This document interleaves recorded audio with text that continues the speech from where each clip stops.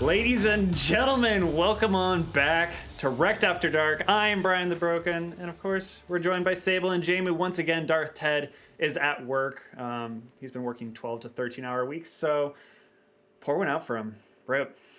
How you doing, guys? Doing good, man. Got a little sidetracked cooking. Looked at the clock and it was 6:30. Had to hustle to get in here on time, but we did it. I feel that. I got a little bit distracted, and we had other dinner plans in mind, but ended up opting for veggie burgers, which take about 5 minutes. And yeah, but what about you, Jamie?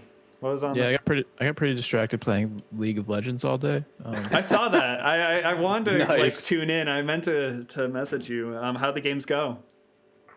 Pretty well. Been feeling it lately. Nice. This week. Good. So, what happened in your weeks?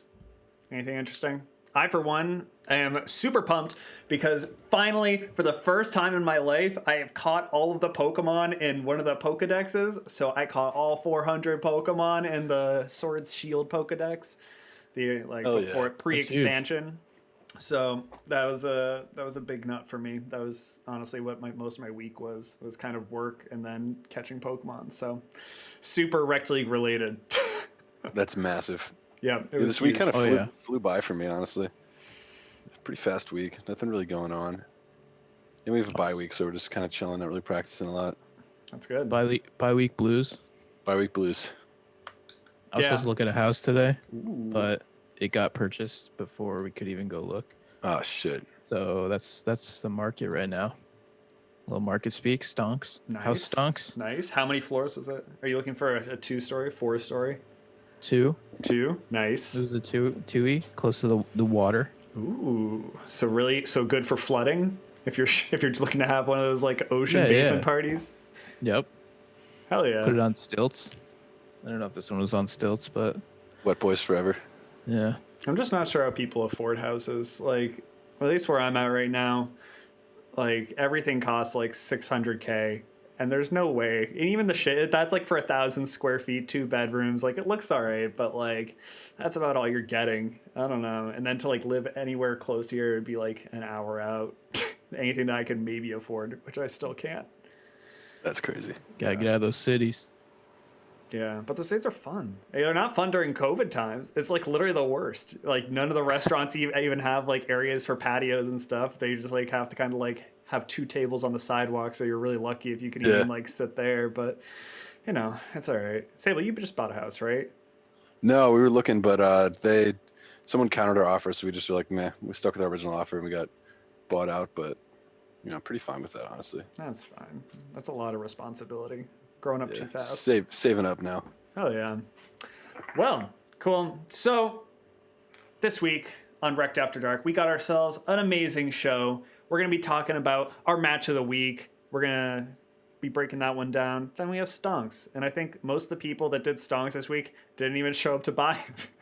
Like they were so sad from their crippling losses last week that they couldn't even show up to the market.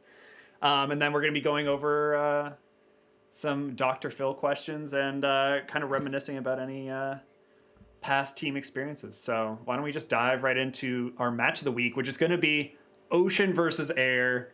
This is the big one. We got playoff implications finally. You can't really lose any more games at this point if you're either of these teams. Why don't you guys? What needs to happen in order for these teams to either be gated out of playoffs or make it in? So actually, this series does not decide whether either team makes it in. There's a world where either of them can 2-0 and they both still have a shot at a tiebreaker. They can finish, I believe they can finish with the same record, but then I guess if the team that 2-0'd would win the head-to-head. So I guess in a way, if one of the teams 2-0s, I mean, those are how many games they have left. So Ocean has this week, next week, and the following week left. So they have the potential to win 6 games and finish on 6-5 for the season. No, Well, 7-5. Air still has their bye to come in the last Yeah, week. they still have their bye, so they only have one more week to play after this week. So they can go. The best they can go is 5-7, and the best Ocean can go is 7-5. Now, if you guys won one, you'll be at 2-6. Air will be at 2-8, and then if they 2-0 next week against Brambleback, 4-8, and then you guys have the opportunity to surpass them in the standings, obviously beating Mountain and Gromp. You guys both have really hard weeks coming up here. Brambleback, Gromp, and Mountain are the opponents you're facing. So Yeah. So I guess starting with kind of you have the insider knowledge there on the Ocean fam. How are you feeling about it? I mean, if we're gonna be diving into this, we really got to dive into the real juice and meat of this because both teams did a big roster switch up. I'm gonna bring up the teams in just a second. Go ahead. We'll wait for that though. You'll wait for that. Okay. Well. All right. I won't wait for that. On the Ocean side, we decided to swap our 2 carry positions back to the original state, I would say. Put Phoenix back in the mid lane, put myself back in the bot lane. I was having a hard time carrying from the mid lane, and I think just both of us would feel more comfortable in these roles. We had a lot of success last season in these roles, so I think we could have stuck it out and maybe saw if it the ship righted itself. But I think we're running out of time, and I would prefer to make the playoffs, so I figured we'd give it a shot. Yeah, I guess if you guys 2-0, you actually are auto qualified for playoffs. Yeah, because Air can only match your record then, and then you win the head-to-head. So it is big playoff implications for them for sure. Yeah, but I mean, on the flip side here, so you and Phoenix swapping it between mid and AD carry. But then we have the whole roster flip up with Danny Taco moving to support, VB Zobs moving up to top lane, and Colonel Paco moving to his 3rd role this season with jungle. I think that's the first time that Paco has jungled in Rekt League. Paco will have to correct me. What are your thoughts on this? So Paco's actually a pretty decent jungler. I've played against him in jungle in some in-houses and stuff. He has some pretty interesting picks. I've seen him pull out the Echo jungle before. Obviously, he's known for Poppy. She can jungle. We've seen Sneezy Boy and others pull that one out. So he's already really comfortable in the champion. I wouldn't be surprised to see him pull something like that out. It looks like he ends up going for a lot of these kind of bruisery, tanky engage kind of jungle picks. So I'm assuming that he's going to kind of keep that same energy that he keeps in support. Going for like kind of a tanky engage in the jungle. So that's what I expect to see come out of Colonel Paco in that role. But he could surprise us, could pull out like maybe like the Fiora jungle or something like that. So you never know. They tried to find the one role where it wouldn't fly. Can Fiora jungle? I guess we'll have to try and limit test that one after Rekt After Dark for science. But no, I think Paco's actually a really good jungler, and I think that this might actually be the most winning formula for what the team needs. I actually really enjoy these switch ups. Granted, VB Zobs, we don't really know how he's going to perform in top lane. We haven't seen. Actually, no. Did he substitute in for Mountain up there for Delta Centauria? I believe he did. Okay, someone will have to fact check me on that one while I'm just kind of spewing facts off the rip. But yeah, I mean that one's a bit of a question mark. But I mean, into crack variety, I think that like you're not necessarily looking to win lane super hard, and I don't need someone to win lane, right? If you're on the side of air, you're just hoping that your bot lane and your mid lane really pops off. So you just kind of need to go even. And I think that top lane is one of those lanes where it's really easy to neutralize it.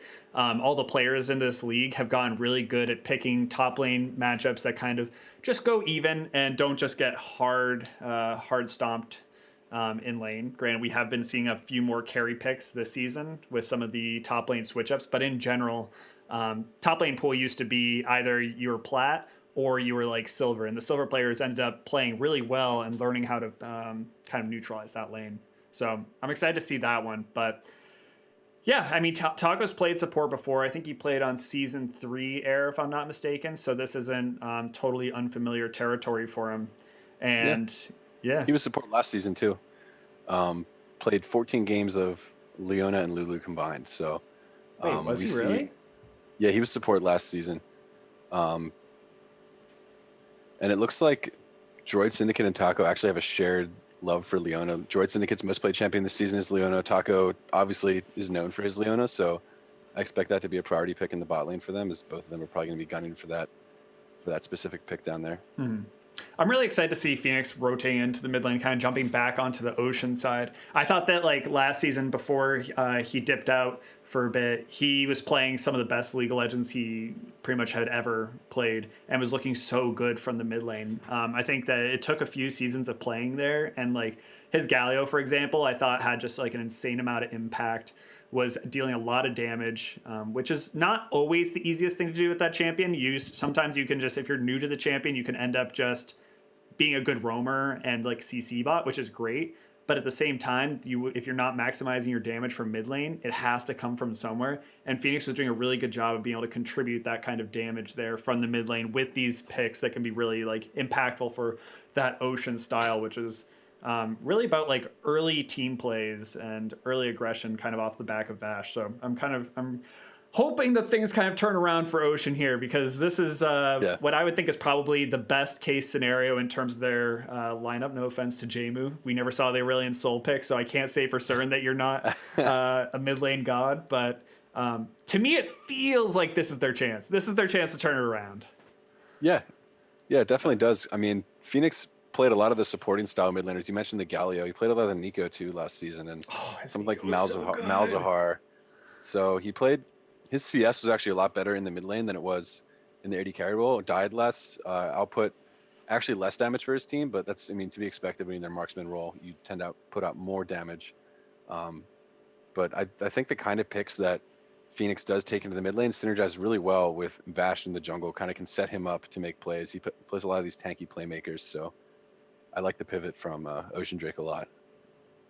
So here's a question for you guys. In what scenario does Ocean win this game, and what scenario does Air win? What are their win conditions? How do you think that the games would play out if one were to win versus another? Sable has to cough it out. Yep. I mean, we haven't really seen this on the side of Ocean. We haven't really seen this like this team obviously in its current state this year. Based on our short practice and kind of referring to last year, it's about getting ahead early, whether that be through bot lane aggression or just Vash ganks or early aggression. I think that's the kind of play style we have to get back to. We kind of were trying to play a different game with a different team lineup, and it just wasn't working out. So we just kind of got to get back to what we were doing and what was giving us success. Yeah, I like the point you made there about Vash. It seemed like last season in the jungle for Vash, he had a lot more impact in the early game. His pathing was a little bit better. He played a lot of we saw Zach did a lot of damage against Infernal. That was a very annoying pick. I remember a matchup where it was just constantly abusing our backline. Played a few games of the Jarvan, the Olaf. So I want to see Vash back on like these early, even the Trundle, like the early picks that can impact the map in a significant way, because we haven't seen a whole lot of that. We've seen him playing pretty well, but we haven't seen substantial leads form that actually can grab onto something for the Ocean Drake team. And I think if Vash is pathing correctly and outputting the early aggression he needs to, that's when Ocean looks the strongest. And I'm excited to see you guys try to get back to that. So do you think that that's a product of either just Vash having a bad season, or that the jungle pool has gotten better, or this isn't his meta?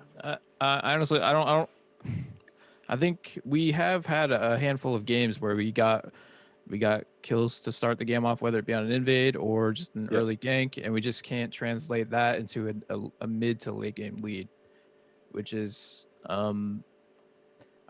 I think we addressed it with our roster swap. I think I'm more comfortable in the marksman role, which is a role that comes online later in the game and has to rely on good positioning and good micro to deal a ton of damage. Whereas the mid lane role right now is kind of like especially in the rec league, it's kind of like a farm it out on a supporty mage and just kind of be impactful in team fights and roaming, and maybe you're not putting out a ton of damage. And this isn't true for every mid laner, obviously, but just for our team, it seems to work better that way.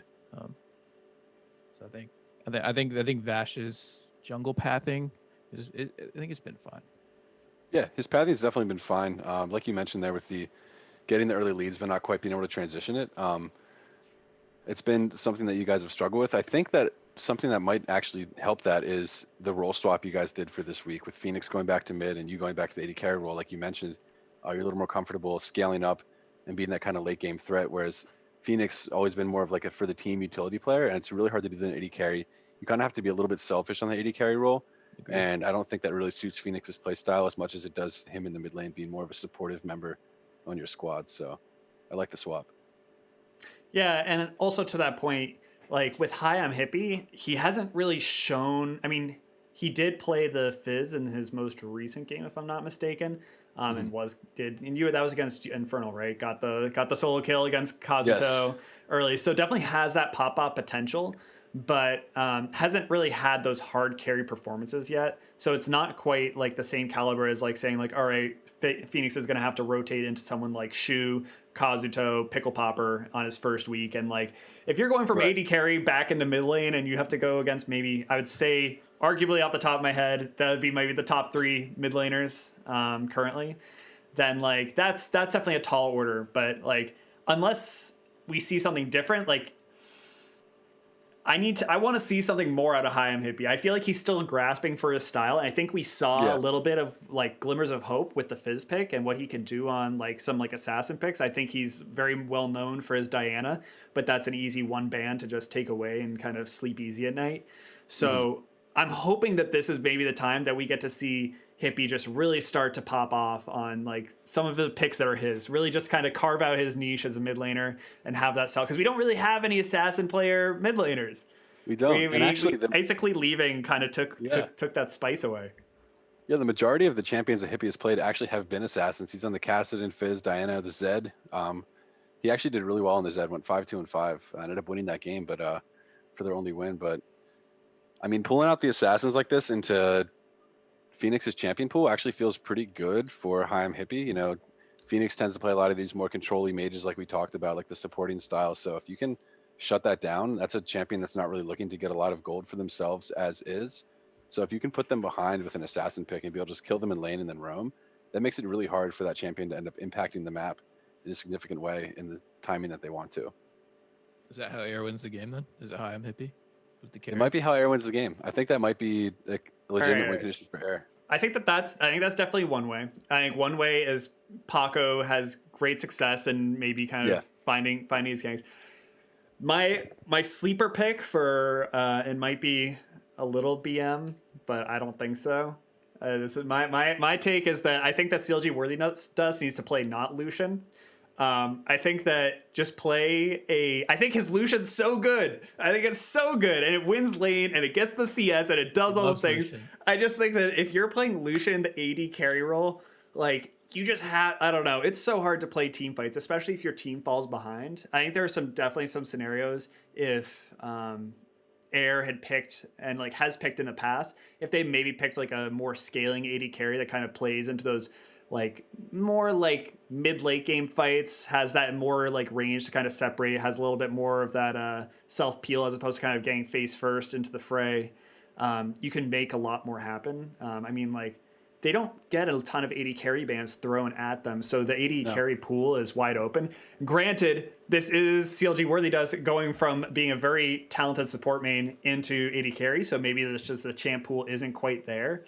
That's what I'm But saying. He's got like 500 support games this season, so And their only win No. is on the Lucian too, right? So they might be feeling comfortable taking that. He has the best KD on the champion, the best CS numbers, and that is their only win. So that could be something they're just thinking about taking, regardless of like how it fits into. my thing is though, meta? if you can right click, and obviously you can right click pretty damn well if you're playing Lucian at that level, Yeah. play Caitlyn.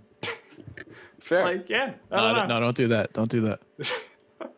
But or even like Jhin. I think Jhin is a great champion. Granted, that has a little bit more than just right clicking, but I'm sure that Dusty can handle it. The dude's got hands. So I don't know. I would love to see some kind of pivot away from that, and maybe if Paco goes for like a tankier pick, VB Zobs goes for something tanky. I guess Danny Taco will actually probably go for something tanky instead. I think that they can probably just front to back team fight a lot better. And Lucian, if you're front to back team fighting with, it's not the best. You just kind of have to. You're on a clock. It feels like compared to other 80 carries. So that's my analysis there. I think that it definitely hinges on some of the picks from the bot lane and then jungle performance. Putting wards in the top river, maybe. For who? Nothing. Nothing. No one. Nothing.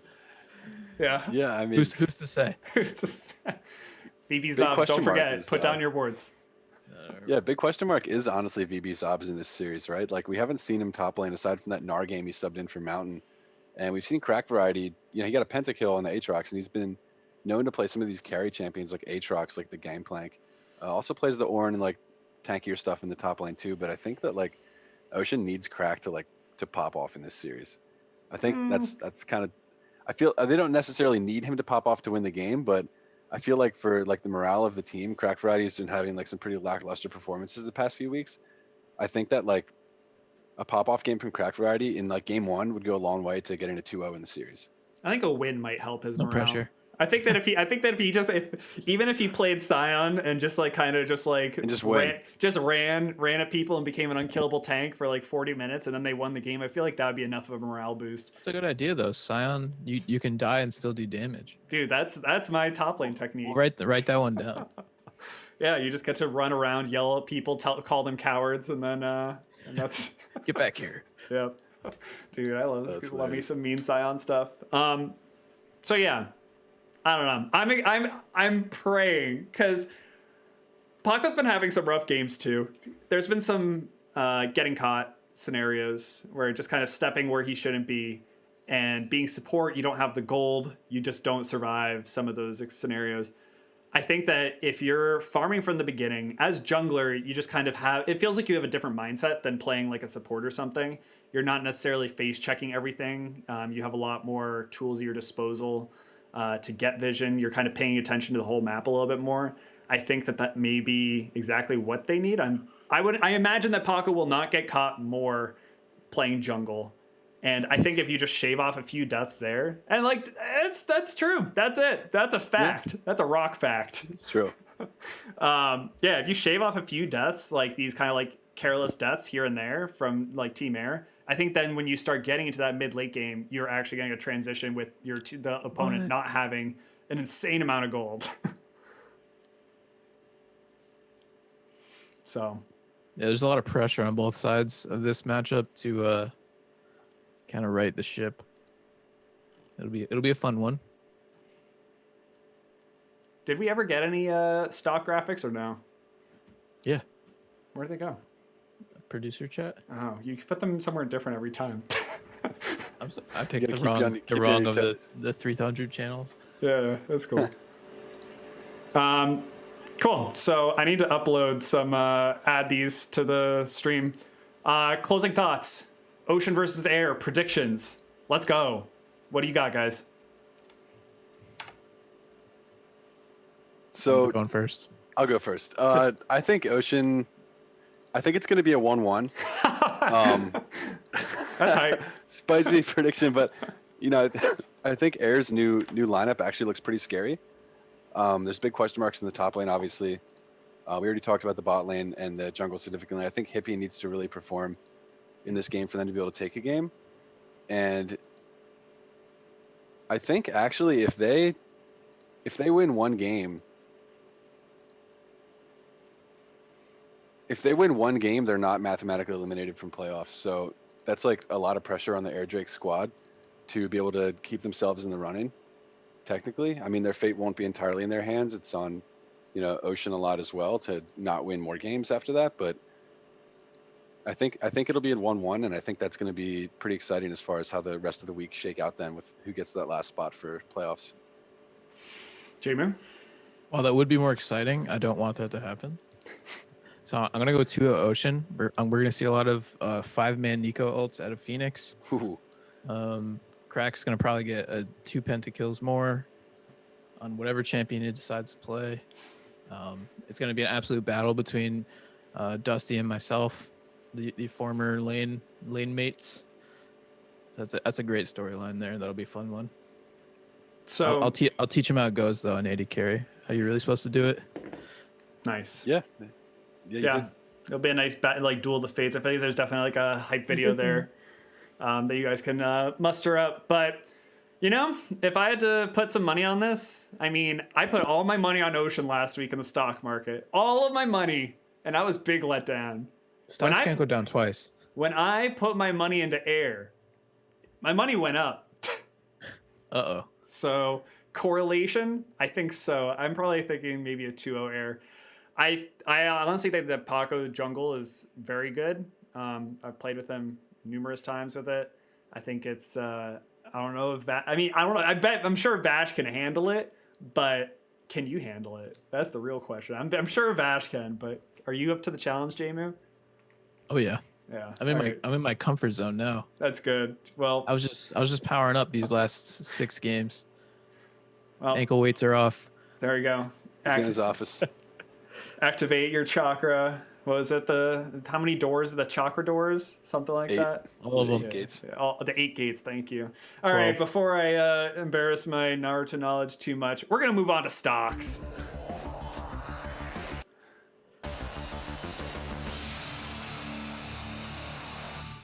Stocks. Let's go. Donks. Stocks. All right. So that was a rough week for the market. Market, where do we want to start? Do we want to start with the match, or do we just want to look at the standings and what the impact of last week was? Standings. Yeah, let's look at those standings. We don't got to pull those up. This is bad. This is a bad week in the market. Oh my god! Did Valve just? Wait, no, is that Valve? No, Crack Variety. Is he just at the bottom there? Oh wow. I might have forgot to fix the scale there. I didn't realize I was anyone gonna say below 7,000. you're kicking the man while he's down. Like, Oops. not only did oh, that's bad. But yeah, not a lot of upward trajectories here. We did see Darth Ted, myself, Jamu taking a pretty big hit. Quicksilver Sasha. I guess we can't really tell how Sasha did, but it looks like it's an improvement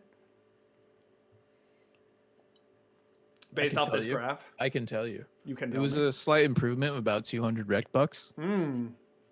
Gotta get ready to invest those for next week. And then Valib. Valib had a huge week.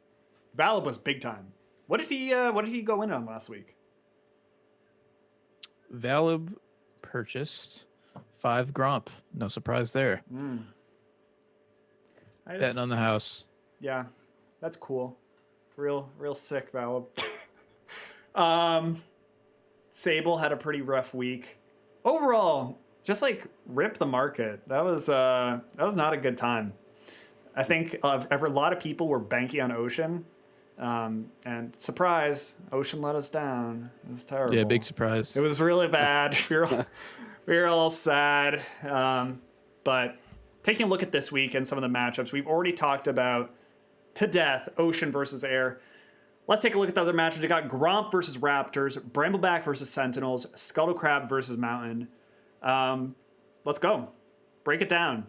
Brambleback has such a high win percentage there against a lot Sentinels. of 5-1 teams and not 5-1 teams playing each other. That's my analysis. Yeah. Yeah, yeah. Honestly, Raptors really pulled it out last week, getting the 2-0, and they're kind of on the up and up right now. So they're kind of a wild card for me going into Gromp, who we saw some of their struggles in some of their games against like a team like Sentinels, who we thought would be a pretty easy match for Gromp with how dominant they've looked. But they actually like there was a pretty high kill count on both sides, and it looked like it was somewhat of a struggle for them to close the game out.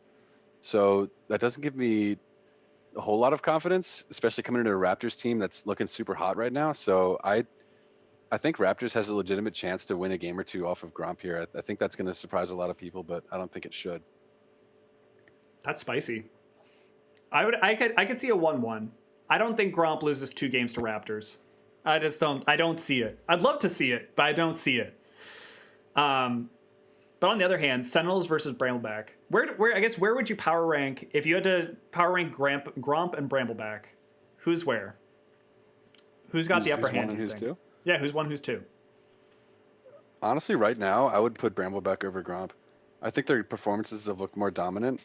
Gromp is like as kind of that inevitable late game that we saw in Infernal last season, but the meta's a little different right now, and a lot of these teams are getting a little scrappier in the early to mid game and making it a little harder to get to that scaling point where you have kind of a guaranteed win with your draft. So I think Brambleback showed kind of dominance throughout every stage of the game in how they play. They're a little more proactive, and I really think that I would put Brambleback over Gromp. I mean, I think in a best of 5 series it would be incredibly close, and I think maybe Gromp's kind of a late game, grindy oriented style might win out in like a best of series. But as far as power rankings right now, I'd have to go with Brambleback. I'd probably agree. And Brambleback's one loss was against a team who had a pretty decent sub in the mid lane for the series, and in the Krugs, with you had a shoe subbing in there for Slazer Beam. So I mean, it's quite possible, had things been normal on Krugs, that could be a 6-0 Brambleback you're looking at right now, possibly, but we're not. So. And Brambleback versus Gromp, that plays out. Is that week 7? Week 7. Is it really? Week 7, last game of the night. Well, last one. Season? Wait, really? Oh, that's They're scripted, the last baby. on stream, and then the off stream is Infernal Scuttle, which is also pretty hype. That is also hype.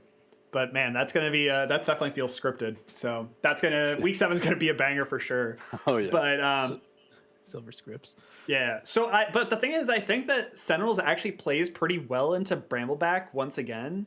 When I was taking a quick look at some of the matchups, like just the lane by lane, Tucker has traditionally played really well into Pickle Popper in the mid lane. Mouse Mazing and Uptown Cord playing into Latin Buddha and J Herbo Turbo. Putting your most, basically your 2 best players on the map are both facing each other, so that lane could potentially be pretty even. Jungle wise, Hot Supin, Quicksilver Sasha, I think that Sasha probably has the upper hand there, but I wouldn't say it's by a huge margin, and it's probably just like a lot of it is champion dependent, I think, depending on who drafts what. And top lane, I don't think this game's about top lane at all. Hey Dude versus Nullark. Nullark's gonna do Nullark things, and Hey Dude's gonna do Hey Dude things. Hey Dude hasn't really won the game. Hey Dude hasn't really lost the game for them. So I don't know. I think that's actually a lot more even than these percentages show. And had I actually been paying attention, I would have bought up all of those Sentinel stock, because that is I think that's actually good value. Same. All right, Scuttle Mountain. Let's talk it out. That Scuttle's looking hot right now. How hot? How hot could I don't know. That's the question. I mean, I love the crabs. Trust me. I'm a big crab believer. But I'm just waiting for them to hit their they always do really well in the beginning, I feel, and then start falling off, or maybe it's the other way around. So I just wonder if they can keep the gas on the whole time. I mean, they got endo, they got fuel. They got fuel for the fire, but I don't know. Mountain's pretty tough. They're missing some synergy this week too. Caribou subbing in the support role doesn't have his crab photo uploaded to the site, so ooh, that could be question mark huge. portrait. Someone next day air a hat now. Yeah. They I don't gotta know. do That actually could be enough, because Huey, 420 Blaze It Nerd, is the heart and soul of that team. They keep that team together. Granted, I don't think Zim is actually capable of tilting. I hadn't played a whole ton with him until recently, And I've just been griefing him so hard every time I play with him. And he's like, testing no, him. this is fine. This is totally good. Good. He's like, no, I just wanted to kill for myself. This is okay. This is fine. I want them to have gold on them. So like, I'm not super worried about their tilt, but in terms of like their spirit animal, they've lost it. They don't have 420 Blazoner at 69. They have Endo though, and he's looked so sick. Last week he absolutely popped off on the Wukong pick. 14 kills, 1 death. He's looking like an absolute monster in the top lane, but in my opinion, he's going against one of the other top 3 top laners in the league, Delta Centauria, who's looked pretty insane himself on picks like the Renekton in the set. Are you classifying Fiora Endo in getting the top himself. 3 of top laners? Endo might be up there, man. I don't know. Who else would we put up there? Like Endo, Delta, and like Nullark? I'd say Nullark. Cobalt? Cobalt? Yeah, I would push. I'd push Endo right on out of there. They got Endo right on out of there. Yeah, I'd slide him down the line. Yeah, I think he's gonna have his work cut out for him this weekend. He's been up against some top laners. Blueprint he can kind too. of abuse, but Charismatic. Yeah, Blueprint's sick. Chad Baddick. Yeah, Chad actually, Baddick. I'm bumping Endo further down the line. Yeah, He's just my boy scooting his Blueprint, way put down him the in there. bench. He's on junior varsity now. We'll see if he He's even on makes the junior freshman varsity. squad by the end of this. Hey, if he does well into Delta, I think that's making the freshman squad there because Delta's looked very consistent. Yeah, no, I definitely agree there. But I think there is big room for Endo to just be taken advantage of in the top lane. And again, if you don't have your spirit animal in the bot lane, and Endo is being like manhandled every which way till Tuesday, I don't know. Adoma has to do the Lord's work, maybe on a champion like Elise or Lee Sin or something. I don't know. I think that being really proactive with some really strong early game skirmishing junglers could be the path to victory. Gotta see some Elise. Gotta see some Elise. Gotta see the Elise. What are your thoughts on the matchup, Jamie? Yeah, I don't know. We kind of got booty blasted by Scuttle, so I'm a little sensitive to the subject right now. They seemed pretty invincible to me, so I'm liking the vibes coming out of their team. I've been playing a lot with them lately, as well, just in general, like some late night flex, and it seems like they siphoned off a little of our power of friendship. And it's doing wonders right now. Damn. That's bleak, man. It's just one game of Rekt League, dude. No, dude, it's I guess maybe no one else was talking, so I just kept going. I guess potentially the happiest team in the league. Those little crabs just suck the soul right out of you. Yeah. Look how glad they are. They're such happy little guys.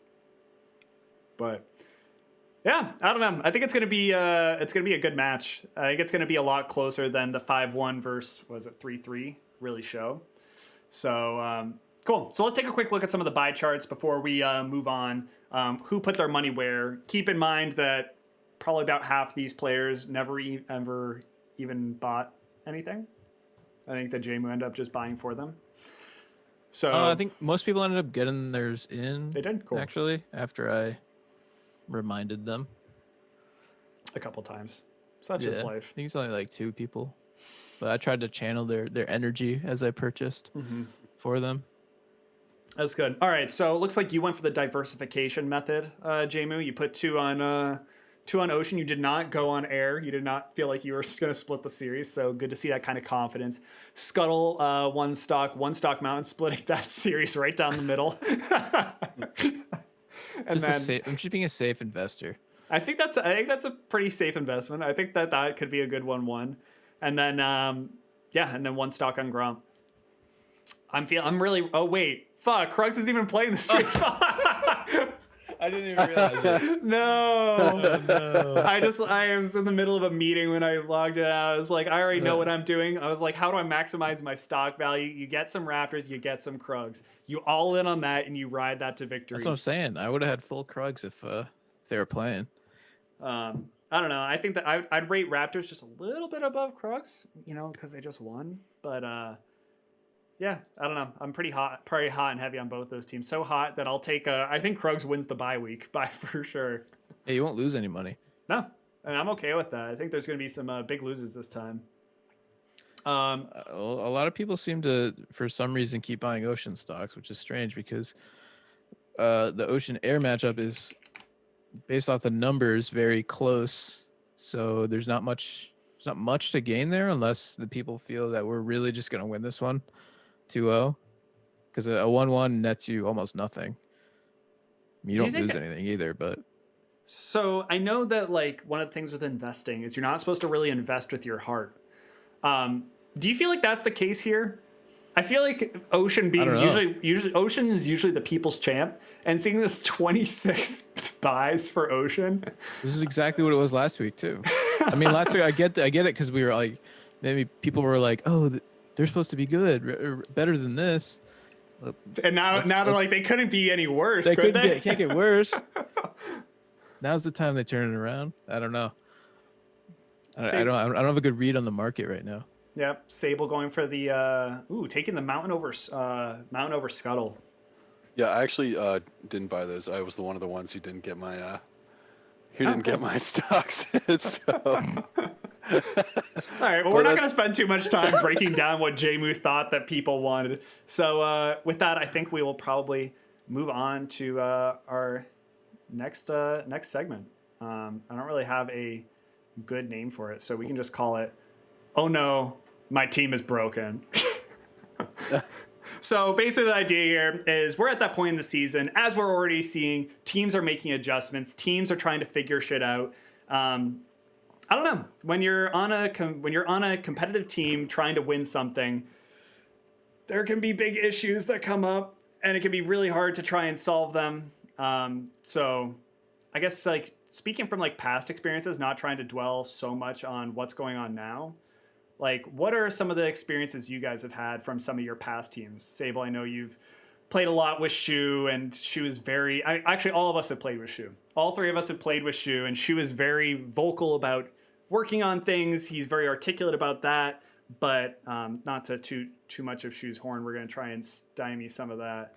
But I guess I mean, you could anti-toot that horn too, if you want to get into it right away. go for it.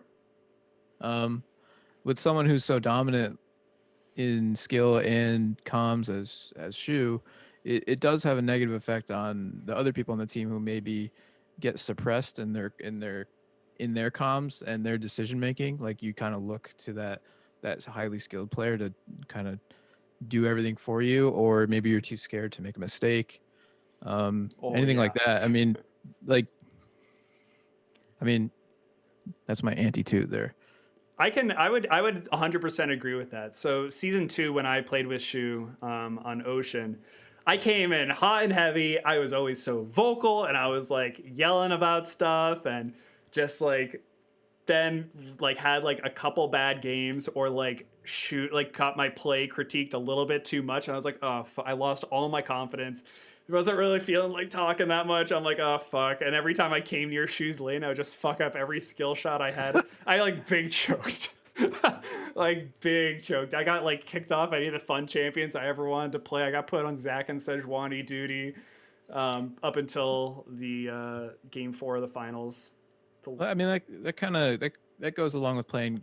It goes or comes with playing with good players, right? Like you don't want to embarrass yourself. You want to make yourself seem capable and able to do the things you need to do, and it's you don't want to mess up, so you stop playing like you would normally play, and you're like hold back, and it ends up hindering your gameplay, right? Mm-hmm.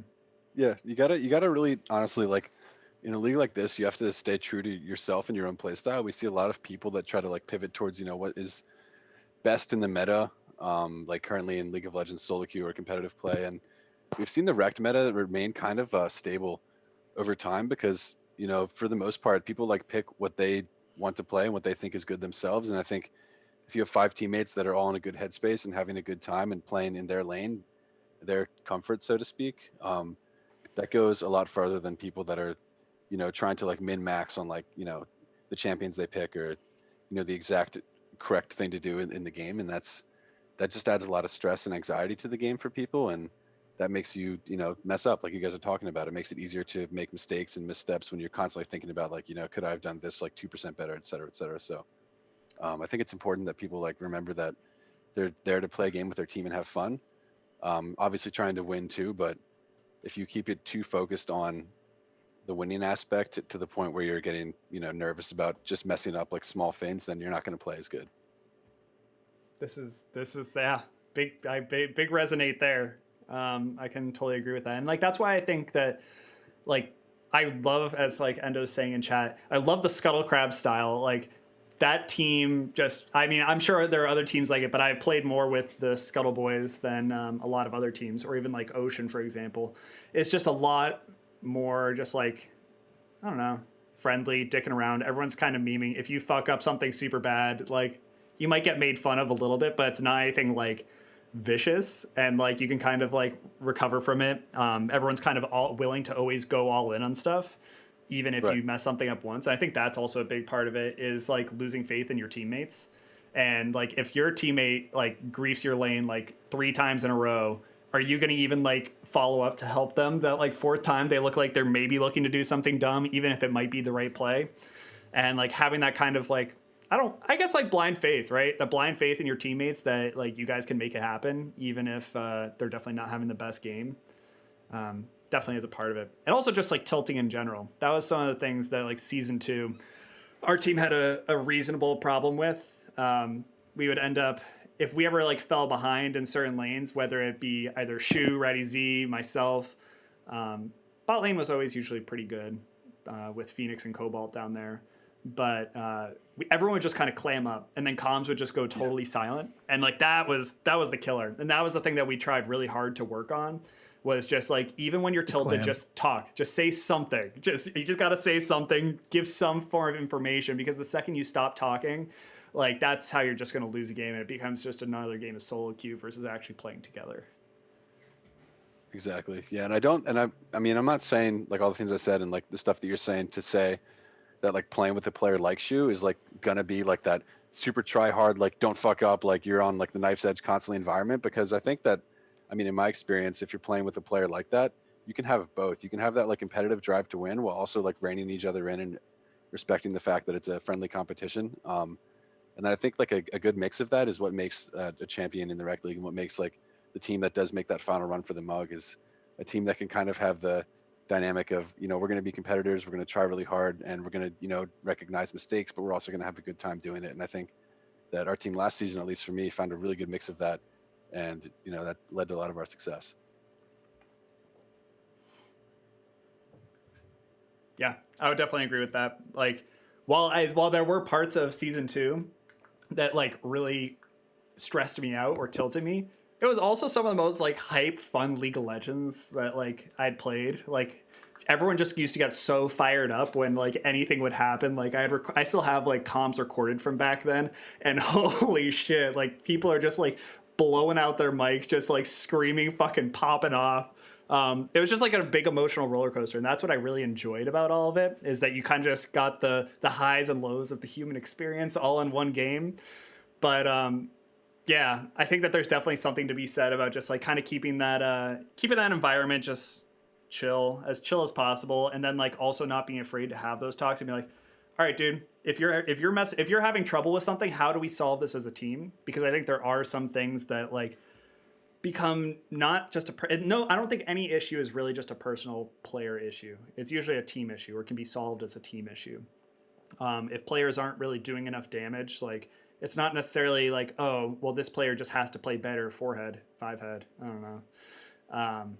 Just get good 5-head. Right, just get good. Like that's never really what I've seen as like the answer. And like I think a lot of teams that kind of wait around for just like players to play better 5-head end up just losing, either like before playoffs or first round of playoffs. It's usually the teams that are willing to like work together and make like those like adjustments to champion pools to like find the champions that like work best for them, rather than just kind of like fitting the meta, do the best.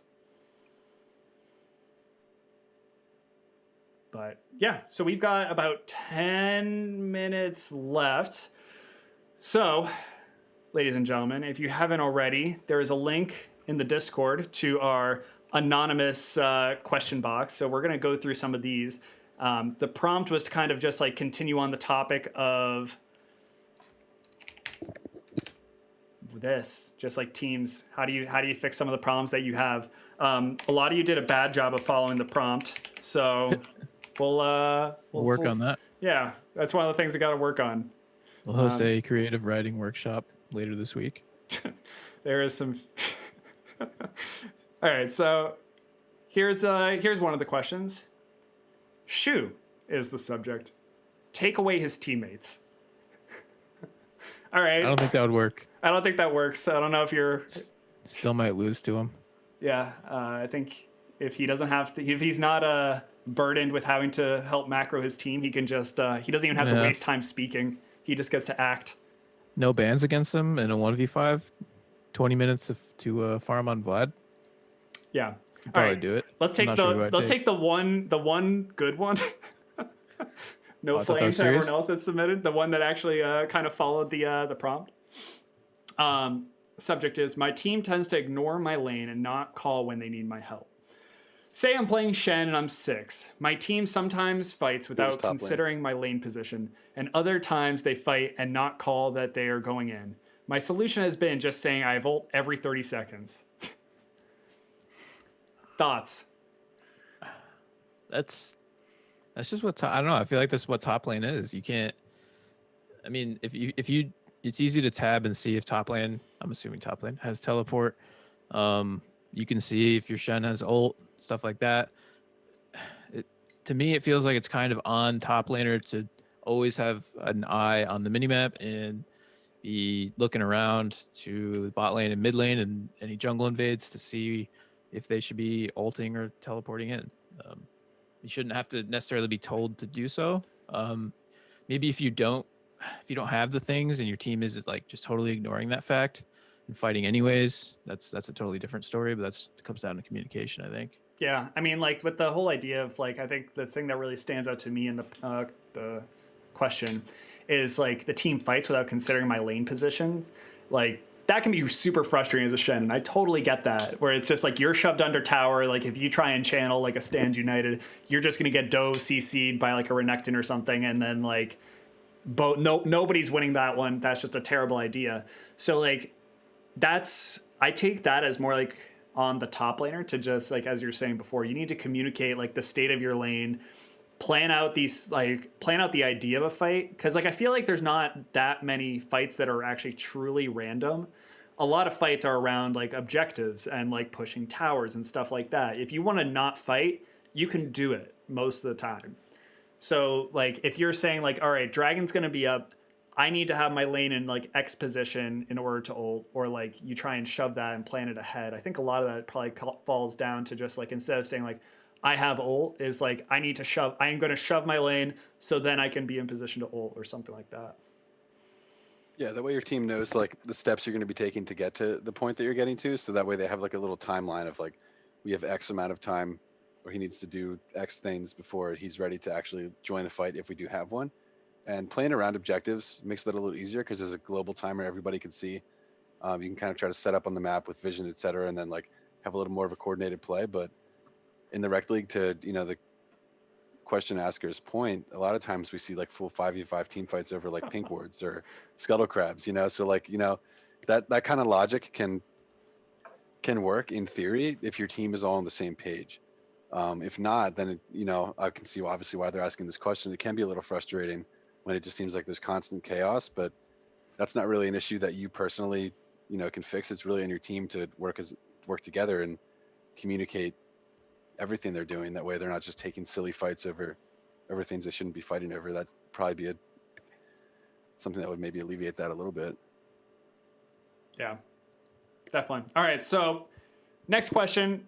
This one I have some big thoughts on, and we kind of talked about it already.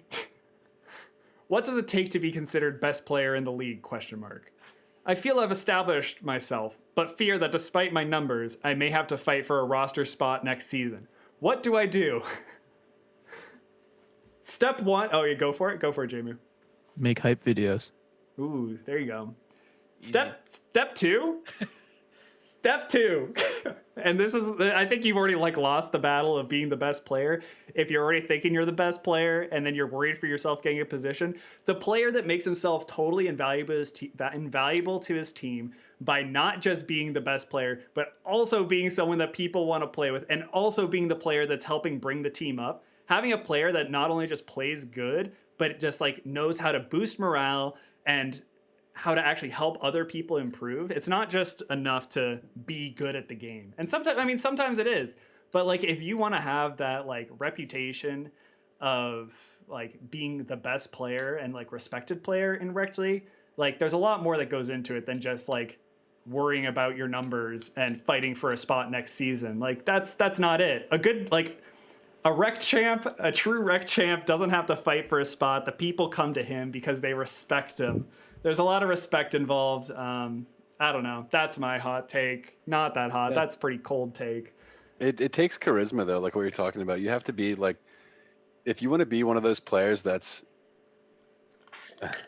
if you want to be one of those players that's like sought after in the league and everybody wants to play with you, wants to be in your team, you know, like you said, it's not just about the numbers. You have to be the kind of guy that can be the kind of the glue for your team. And you know, if you have some weaker players in a league like this where there's a lot of elo discrepancy, if you're a higher elo player, you're going to be someone that those lower players can come to and like learn a lot from. And then over the course of the season, even a few weeks, improve their game to a point where your team is performing at a level above their skill. Couldn't say it any better. End of just meme in the chat. I got auto-modded. Oh, there we go. Yeah. I'm approving all of them. Yeah, I don't know. You've lost the battle of becoming the best player, thinking you're the best player in the league. If that's your question, in my mind, you can still get better. It's fair if you think you're like doing really well, but it's all about vibes. I think we kind of echoed that, but you're spending like hours and hours with your team, practicing and playing the games, and if you got to just bring an attitude that fosters a good environment for a team. That's it. Yep. That's a huge step. Yep. If and also like in my mind, a lot of it also comes down to playoffs. Teams that perform well in regular season don't always perform well during playoffs. So like going the distance and actually popping off in playoffs is the best. It was one of the other good ways of showing your true talent. But let's go on to another question. We got help our team. 420 Blazing Nerd keeps trying to sell us MLM products instead of getting Prio on Dragon. How should we approach this? Buy them. Yeah, buy the products. Tell them we tell them we bought the products and we're good. Yeah. Easy Easy as that. Yeah. Let's see. I don't know if we have any other. Oh God, we have so many questions now. Everyone finally saw it. What qualities are teams looking for in off-season free agency? Vibes. Active in the community. Yeah, definitely just like being like an overall like nice guy goes a long way too. Or girl. In the Rekt League. Being personable. Folks. Nice folk. Being nice folk is a big part of it. And also just like willing to learn and being flexible. Low point value. Kazuto says low point value. Yeah, that's fair. I don't know. I feel like this season there was a lot of people not looking for low point values, but actually looking to round out the top of their, the top end of their teams. Yeah, because like we did lose a lot of plat players this season, but we got some new ones, some new great ones that we love. I think that's definitely a big part of it. Is just being active, being around, being nice. Yeah. It's hard. I mean, I definitely understand why it's a difficult situation. Like from our end, we don't have the ability to support too many teams without really making the league just like a hot mess. And we don't really want to do that. But at the same time, with 10 teams, you still only have probably like 50-ish spots, give or take, like subs that actually rotate in and out. This season we're having a good amount of like sub action coming in, which is nice, but yeah, it's tough, I feel, and like maybe we can get there one day to like figure it out, but yeah, being active is the big one. Oh my god, Okay, help our team again. I'm not gonna fall for that one. I bet that's Endo again. How do you deal with Pogs for fun personality? You don't. This man is for fun on everyone except Zoe, so be prepared. He cracks good jokes though. Dude, Pogs is great to play with. I have and charismatic. Honestly, like I love the Raptor squad's is a good time. Rune, I haven't played with you, so but yeah, I don't know. I'm a big fan of the for fun personality. As long as the for fun personality can kind of like buckle down, but I feel like that's a meme question. Jungler. Top junglers. That's no. I've done. How many times have we power ranked on here? They mean champions or players? Junglers. Probably Valorant tourney number 2 when? Oh baby, don't even get me started. You know how I feel about Valorant. Oh man. Valorant is a good time. It is wholesome and fun. Valorant tournament. I don't know, man. Help our team. I keep trying to freeze top lane, but my mid laner, let's call him Ryan the Sulkin, comes top and breaks the freeze with a failed tank. What should I do? This Ryan the Sulkin guy sounds like he actually needs your support more than you need any change. I would actually change your attitude towards this Ryan the Sulkin. And maybe you should gank his lane from time to time. He's trying so hard to get you ahead. Maybe it's time to return the fucking favor. Yeah, maybe get out of top lane island. I don't know. Yeah, just like get your head out of your ass. Take teleport for once. Yeah. Word. It's a legit question. Read it. Yeah. All right. Well, folks, we're at 8 o'clock. We're about to get into some sub league action. If you haven't already, sign up. I think we are gonna go to a quick break while we pop open a lobby, get some teams together, do all that. But thanks all for watching. Sable, Jamu, this has been awesome. I really enjoyed this episode. I think there's a ton of kind of like good conversation to be had. You guys are lovely folk. No, you. No, you. No, you. All right, folks. We'll be back in just a moment with some sub league action. So stick around. See you. Peace.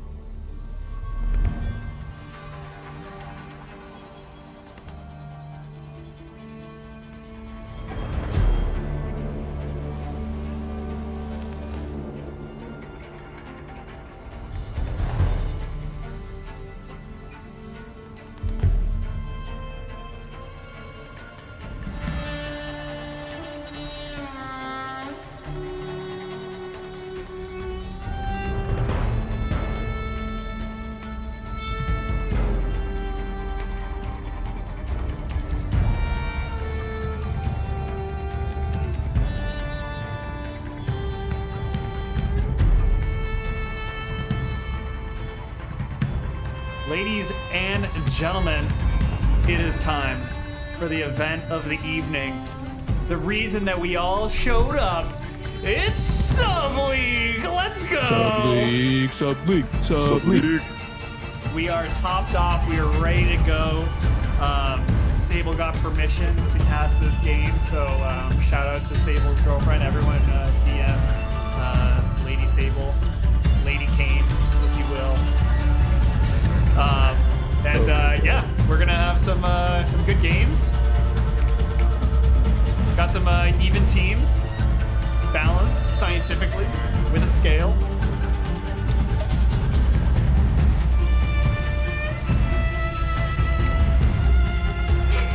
And those meeting in chat, but yeah, we're getting into it. What'd you guys grab for drinks? I got lemonade because I'm doing a sober October. Whiskey. Sober October. That's not true, is it? Well, That's- apparently not because I took some shots on stream the other day, but Yeah, that's not we're 100% true. mostly sober October. That's cool. Oh, thank you about the music reminder. I wasn't paying attention. I should know because I have the music in my headphones too. I was just really vibing with it. Song was good. Yeah. Good song. Song time. All right.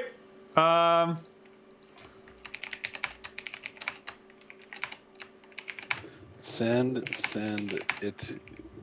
Go. Yeah, I'm trying to get the lobby to send it while they're talking about names. And we're going. We're doing it. We're here for it. We're gonna see the Chads with the lads again because I did not update the stream from last time. So yeah, on the blue side we got the Chads with Mr. Neat in the top lane, Cobalt in the jungle, the newcomer, the upcomer, Conleth in mid lane, MBG Tactic in AD carry, and Endo in support. And on the lads, got Spence Champ in the top lane, Silky Bandit in the jungle, Ben Tage in the mid lane, Arrow Fox and AD carry, and Dingus Slayer as support. Pick ban. Morgana's finally gone. Ben Tage doesn't get the signature pick. This is gonna be a good game here. And I got some insider knowledge that I don't want to share yet, in case any sneaky boys are listening in. But it's a pretty big giveaway. Fuck. I really want to know now. No, I can't. Come on. I can't because I want to see it. So update on my martini. It actually turned out okay. So I was telling the guys when the mics were muted, I wanted a martini, but I didn't want to actually have to do any of the work of making one and measuring it out. So I just kind of poured some vodka in a cup because I didn't feel like using my gin. And then I poured in some vermouth on top of it. And I swirled it around. I'm like, this looks like not enough. So I added more vodka on top of it. I said, this'll do. And here we are.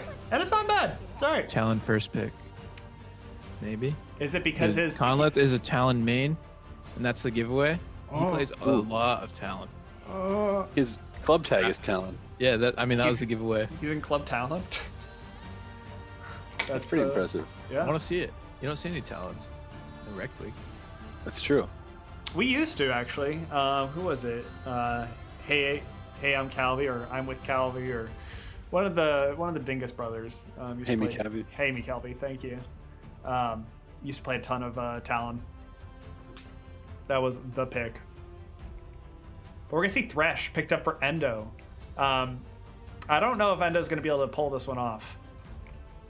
That's a lot of skill shots. A lot of Was that a pun? Yeah, was that a pun, dude? Come on. okay pun. Be good. Yeah, pun intended. Brand gonna be picked up potentially for Ben Tage. Or Dingus Slayer. Could be a flex pick. Could be a Brand jungle. Yeah, could really honestly go anywhere.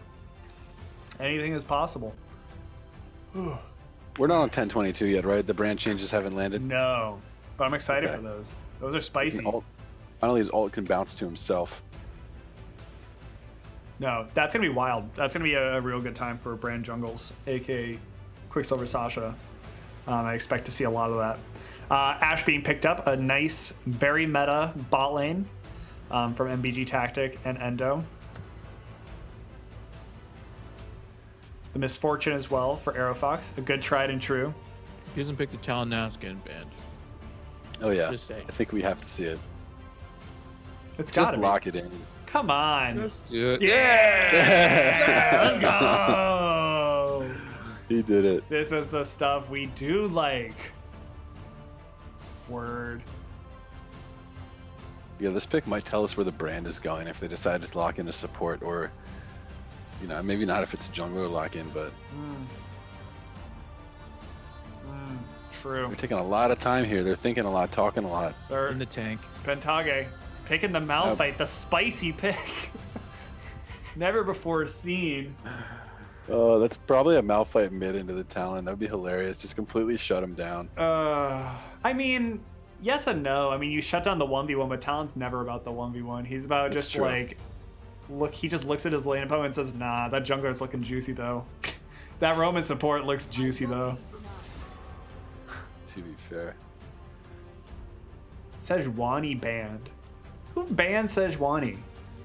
I mean, I guess people that are afraid of Cobalt and like him being a thick boy, but like, I don't know, man. Sejuani's not He's a even that weird good man. right now. She's not, and I mean, it's pretty good with the Talon because you can get in there with the double melee and proc her It's passive for her. It's pretty fine. quick. I'd rather just have a Lee Sin in the Talon. Just like the duo that's gonna go fuck shit up, right? Yeah, in one of two ways, right? Yep. Yep, you're gonna do it in style. Everyone's gonna be hopping over walls, having a good time.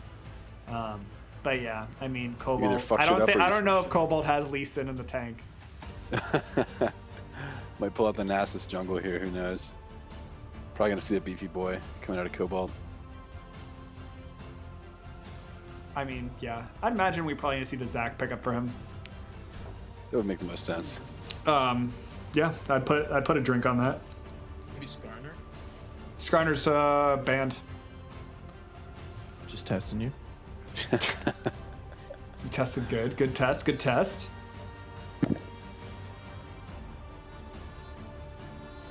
I'm excited. I just want to know. I always like. I never feel like I don't feel like I ever have a whole lot to say in pick ban because I'm usually just so excited to see what they pick that I just kind of wait for the clock to run down and I get really excited to see. Look at Graves. If Silky Bandit if Silky Bandit pilots this Graves well, he might just make Cobalt a really sad boy. Like I always know Cobalt to do like very well, but Cobalt hasn't played jungle in a while. Yeah, and Graves is really strong right now. It's also kind of hard to have a lot to say in champ select in like matches like the sub league when there's not a lot of context or narrative available. What do you talk about, What do you so- mean? The legendary endo support? The thing that we've been talking about for seasons and seasons. Yeah, to be fair, very true. There's the Zek. Yep. See, I Kinda even expected. with all that lack of context, I still got it, baby. Still called it. Still called it. So we still don't know actually where this brand is going, all things considered. It looks like it probably will go to the mid lane here. No, it's a support brand. Or support, yeah. Yeah. Or Well, it could be Malphite. support Malphite. Yeah, that's Or or support- or honestly support even Scion. Yeah, so we'll have to see where they land. It looks like it will be the brand in the bot lane, which, you know, I mean, isn't a bad pick at all. Can kind of abuse the Thresh with the Misfortune. They're pretty harass-heavy lane as far as the range of damage they can deal to champions like Thresh and Ashe. It's going to be pretty impressive for MBG Tactic. And Aerofox honestly has looked really sick in the past couple games we've had him in, so I expect to see big things out of this guy in bot. Yep. The thing I want to see from Aerofox is he's been getting these really early leads. I want to see him like really like start to like take control, grab the game by the cojones, and just like make it his. Yeah. Yeah, I think he just kind of needs to like put that like last bit of oomph into the game because like the leads he's been accruing early has been tremendous. Much better than any time I played his carry. It's a hard roll. Hard roll. Just right click. Jamie, what do you got going on this weekend aside from Rekt League? I don't know. I think I host D&D on Sundays. I'm a DM. Nice. Not a good one. That's cool. So, Sunday morning. Oh, right. Don't you do it for Russia, the guy from Russia? Yep, guy from Russia. Yeah. Yep. That's cool. Nice. It's been pretty fun running Curse of Strahd, if anyone knows. Any D&Ders out there. Curse of Strahd. That sounds It's a cool. module. Nice. I'm going to Vermont for the weekend. Gotta go do the tour to parents. Saw my dad 2 weekends ago. Saw Kristen's parents last weekend. Seeing my mom and stepdad this weekend. And then after that, then I get like a short break.